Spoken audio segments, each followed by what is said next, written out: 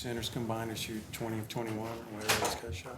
Yeah, I thought, when you talk about Gaff and D-Live played at a high level on both ends. Energy was great. When you talk about Gaff, he's 28 in a row.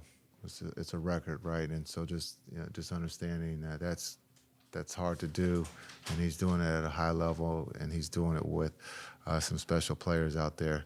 When you talk about Luka and Kai,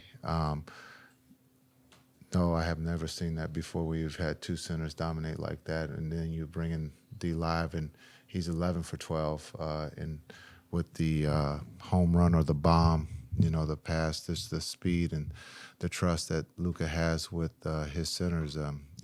You see D Live contest, get out and run, and it was the recipient of some long passes, so it was cool. It was really, really cool to see. I thought the energy, we talked about the energy before the game, just building off the energy, and I thought the guys did that. It was a carryover from Detroit. I thought, again, our defense being able to pick up D. Jones, and when you talk about PJ, they set the tone defensively on the perimeter by picking up full court, and I thought the physicality was there. Did you put a number on the number of shots Luka could take to try to get the 30 points when you sent him back out there? Yeah, just understanding Luka's setting records, and it becomes tough when you are trying. You're trying to win the game. You're also trying to be respectful of the situation, and so to try to get him 30, because this is something that's never been done before. Also, not putting him in a position to get hurt. So there was constant conversations between the two of us about what do you want to do. And he was like, whatever you want to do. So we were playing tennis a little bit. We're volleying with each other. Well, who's going to make the decision? And so we gave him a couple cracks at it. And then I looked at him and told him it's time to come out. And he was good with that. And that just shows his maturity, his leadership, as well as he's going with records. He also understood the situation. There's a lot of times we come in here and, we rattle off some combination of stats, and it's like, Luka, you just set this new record. Here's what the record is. And he's just like, that's great. But is this one that you could tell that he was feeling? Like he thought he was into the fact that he had 6 straight and thought it was cool? Stood out more than some of the other ones that he has? No, I think he just plays the game. He plays to win. And so we keep stats and all that good stuff and combinations. He's just one that will fill up the stat sheet. I mean, his ability to score, his ability to pass, his ability to help rebound. So he just plays the game. I think he finds himself in a different air, right, in the sense of being one of the best players to ever play this game at a very young age. And so just to understand what he's doing, then you have to add that into winning and also protecting, putting him in a situation if he did get hurt while we were up by 30-something, But again, the conversation that we were having to make sure that didn't happen, because it's easy to leave him in to chase that. We did that in Detroit. He got the rebound. We got him out. And so, again, it's about winning to him. The numbers, I don't know if they really mean anything today, but when he does retire, he'll look back to see, the game that he was playing was at a different level than anybody else. Jason, you guys only had 6 turnovers and 34 assists. What were you doing out there to be so effective on the offensive end? Yeah, I think just talking about Chicago, understanding their defense, they're going to swipe, they're going to be physical, they're going to, sometimes in this league, you get away with, some fouls that normally you get called for, but they're a team that's going to be physical and play the passing lane. AC is going to, start that, and so just understand we had to take care of the ball. I thought everyone did a great job of taking care of the ball, but also I thought our passing was at its best tonight. Everybody was unselfish, giving up to knowing who was open, and then also finding the bigs in the paint tonight. I thought that was really cool to see.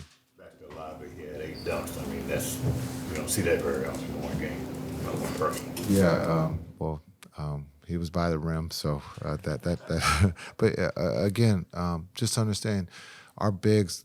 Those guys trust them with the pass. They got great hands, and to to be able to catch and then understanding that there's a lot of smalls around to be able to keep the ball high and then be able to finish. I thought the guys did a really good job with that tonight.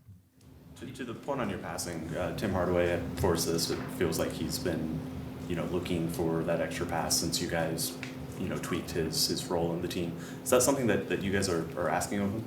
Yeah, no, it's not just Timmy we're asking. We're asking everyone. The beauty of this situation right now with our offense is that there's always going to be someone open. Luka and Kai calls a double team. If everyone does their role, when you have bigs rolling, they have to be accounted for. I thought PJ in the first half has great looks. The three didn't go down for him.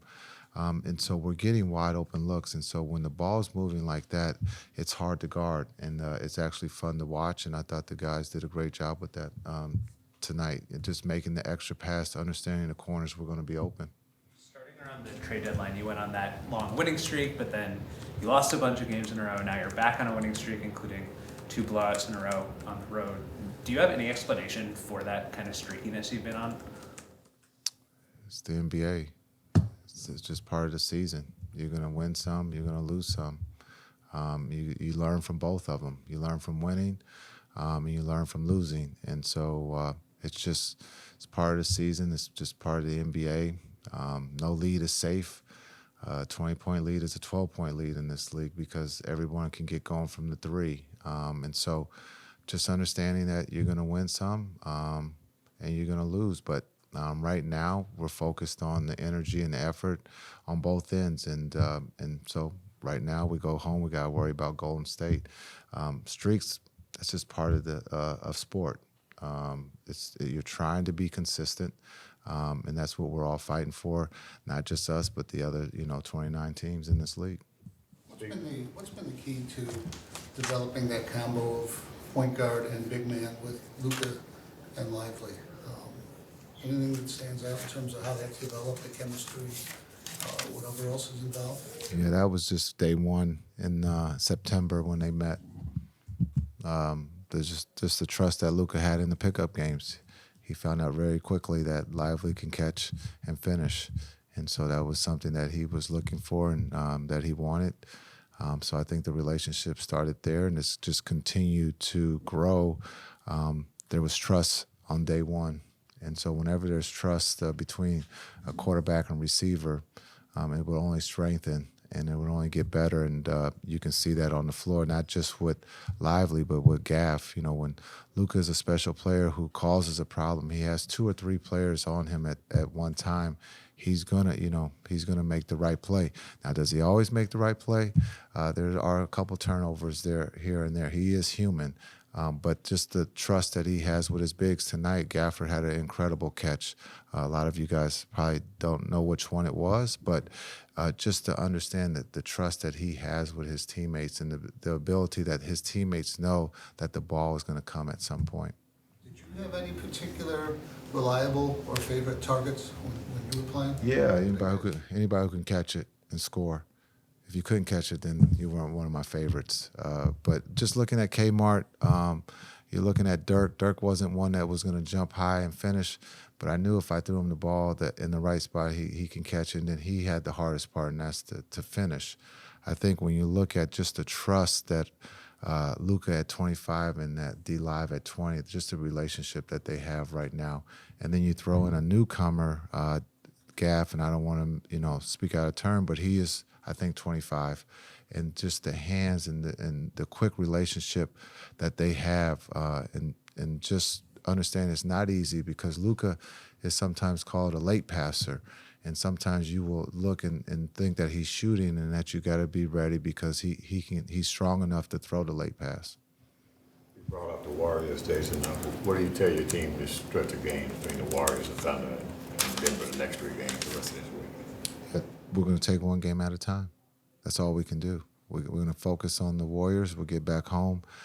We have a back-to-back, but we'll focus on the Warriors and get ready for them. They're playing well.